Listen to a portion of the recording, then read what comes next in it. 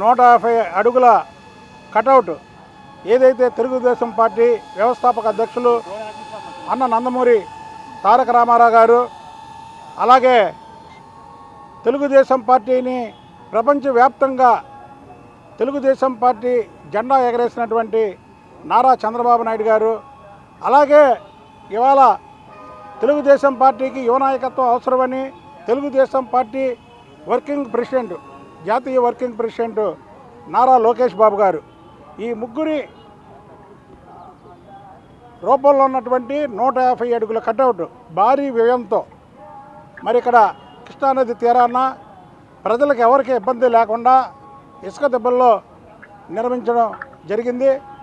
ఇది తొలి మహానాడు ఏదైతే జూమ్లో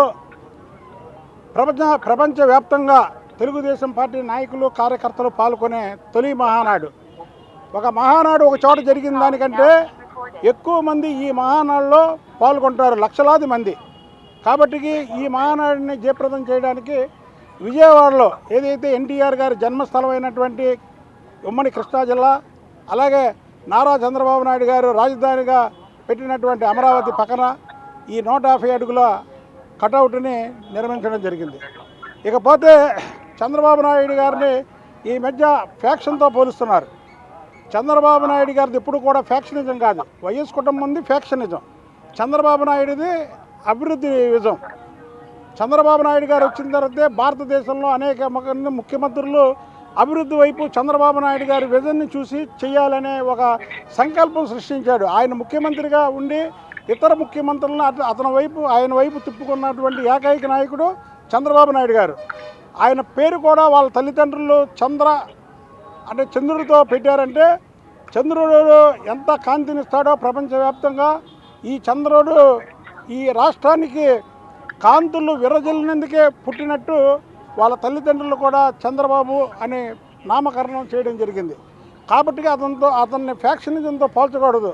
నిన్న కరుణాకర్ రెడ్డి అంటాడు, చంద్రబాబు నాయుడు చరిత్ర అంతా చెప్తాను గుట్టిపుతో ఏమి ఇప్పుతావు, 4 సార్లు ముఖ్యమంత్రి అయ్యాడనా, లేదా 3 సార్లు ప్రతిపక్ష నాయకుడు అయ్యాడనా, ఎన్డీఏ కన్వీనర్ అయ్యాడన్నా, లేదా ప్రధానమంత్రుల్ని రాష్ట్రపతుల్ని డిసైడ్ చేశాడనా, లేదా ఈ రాష్ట్రాన్ని అభివృద్ధి బాటలో నడిపించాడనా, ఈ రాష్ట్రానికి కంప్యూటర్లో ఇవాళ లక్షలాది మంది యువకులు ఉద్యోగాలు చేస్తున్నారంటే ఆయన తీసుకొచ్చిన విజనన్నా ఏమీ విమర్శిస్తారు. చంద్రబాబు నాయుడు గారిని విమర్శించడానికి ఎవరికి కూడా నిజాలు మాట్లాడే దమ్ము లేదు.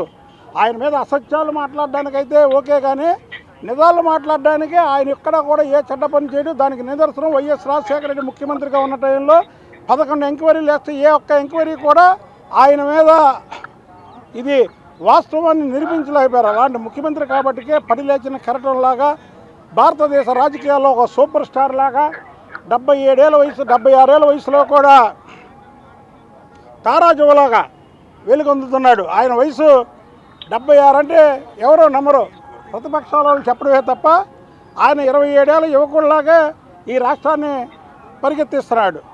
ఆయన కావాలంటే ఎన్నో పదవులు ఆయన దగ్గరికి వచ్చాయి, ఏ పదవి అక్కర్లేదు, నేను ఈ రాష్ట్రానికి సేవ చేస్తాను అని ఈ వయసులో కూడా ఈ రాష్ట్రానికి సేవ చేస్తున్నాడు. ఆయన నాయకత్వంలో తెలుగుదేశం పార్టీ ఇంకా అభివృద్ధి అవడమే కాకుండా జాతీయ తెలుగుదేశం పార్టీ వర్కింగ్ ప్రెసిడెంట్గా నారా లోకేష్ బాబు గారి నాయకత్వంలో ఆయన పర్యవేక్షణలో ఈసారి మహానడి జరుగుతుంది. కాబట్టి ఆయన కోసం ఆయన నాయకత్వం వర్ధిల్లాలని ప్రజల్లోకి వెళ్ళడం కోసం ఇవాళ ఈ కార్యక్రమాన్ని తీసుకెళ్లాల్సి వచ్చిందని మీ అందరికి కూడా సమన్వయంగా విన్నవించుకుంటున్నాను.